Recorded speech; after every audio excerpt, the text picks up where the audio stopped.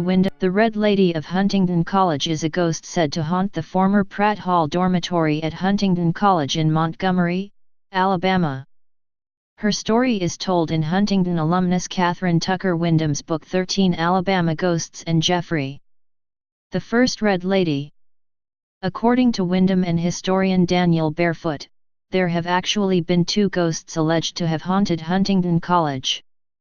They first appeared in the late 19th century, while the college was still located in the town of Tuskegee, Alabama. She was described as a young woman wearing a scarlet dress and carrying a scarlet parasol who walked wordlessly up and down the halls of a women's dormitory late one night, bathed in a red glow. This apparition, according to Windham, ultimately left the residence hall and disappeared from view as she passed through a gateway outside. The alleged identity or origin of this wraith has never been determined, and she was apparently never seen again. The Second Red Lady. Martha arrives at Huntingdon. The Second Red Lady, according to Windham, was a former student named Martha, according to Windham, or Margaret, according to another source. No last name for this alleged person has ever been offered, who had reluctantly come to Huntingdon from New York, because her father's mother had attended Huntingdon when it was in Tuskegee, and his will specified that she must attend his mother's alma mater. Martha did not especially want to come to Alabama, but her father's fortune was large and she knew his deep love for his home state. Martha, according to the legend, was dressed in red when she arrived, and she brought with her red draperies for her windows and a red spread for her bed together with other accessories of the same color. Although many of her fellow students asked her to explain her apparent obsession with the color red, Martha always demurred. Coping problems. Being a stranger and shy, as well as unhappy in her unfamiliar surroundings, Martha could not make friends among the students. They sensed that she was different from them, and having heard she was wealthy, they mistook her shyness for disdain. Martha sat alone and apart from them in the dining hall, and seldom spoke to her roommate.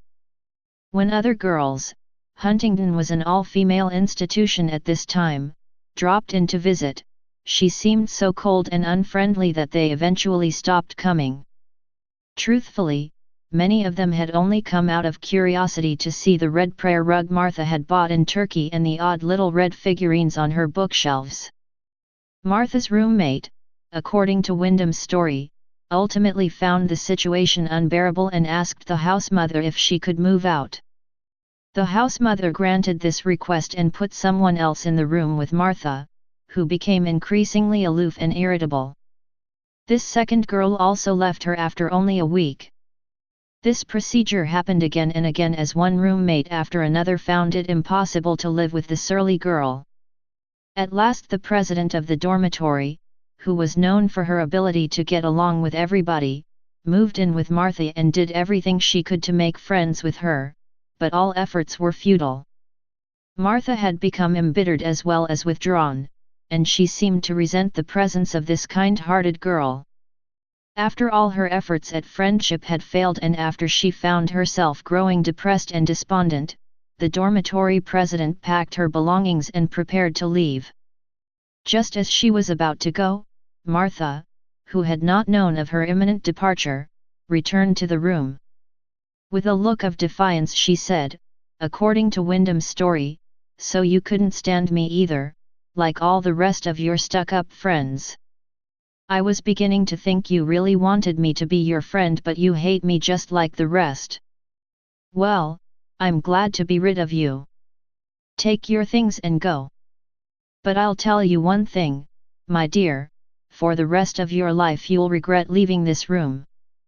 The house president was disturbed by this bitter outburst, but in the midst of her many activities she soon forgot about Martha's prophetic words. Odd behavior.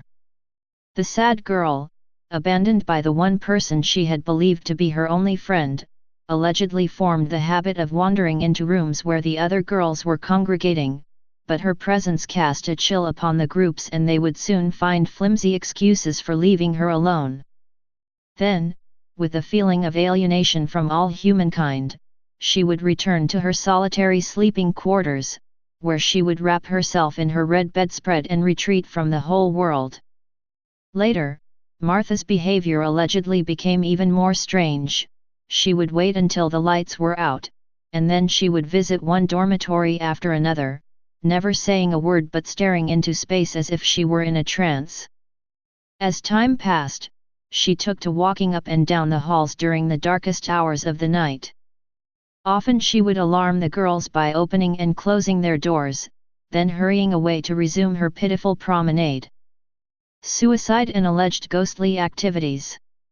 One evening after Martha had not appeared for classes or meals all day, her former roommate, the dormitory president, had a guilty feeling and decided to go see her, thinking that this time she might be able to help Martha in some way. As she neared Martha's room at an isolated corridor at the top floor of the building, she is said to have noticed flashes of red shooting out into the corridor from the room's transom. Opening the door, she screamed and fainted.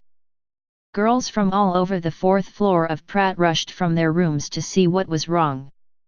Martha, or so the story goes, was found on the floor of her room, dressed in her red robe and draped in her red bedspread, having committed suicide by slashing her wrists. This happened a long time ago, according to Windham, but students at Huntingdon have alleged that on the date of Martha's suicide each year rays of crimson light flash down from the transom of her room, and the Red Lady returns to haunt the corridors of Pratt Hall.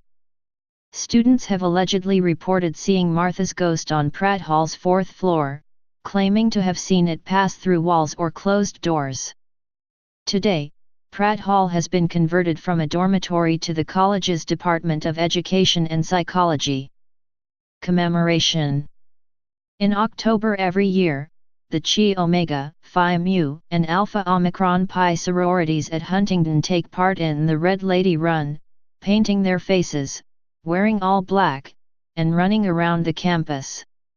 Other alleged ghosts. In addition to the Red Lady, Huntingdon College is allegedly haunted by the restless spirit of a young male student who supposedly shot himself on the college green sometime during the 1970s after being jilted by a former girlfriend.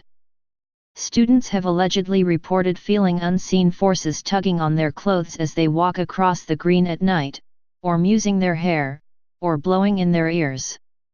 Other spirits alleged to haunt portions of the Huntingdon campus include those of a murdered co-ed, a young boy who allegedly drowned in the college pond, a female student clad only in a towel, and a poltergeist known as Frank the Library Ghost.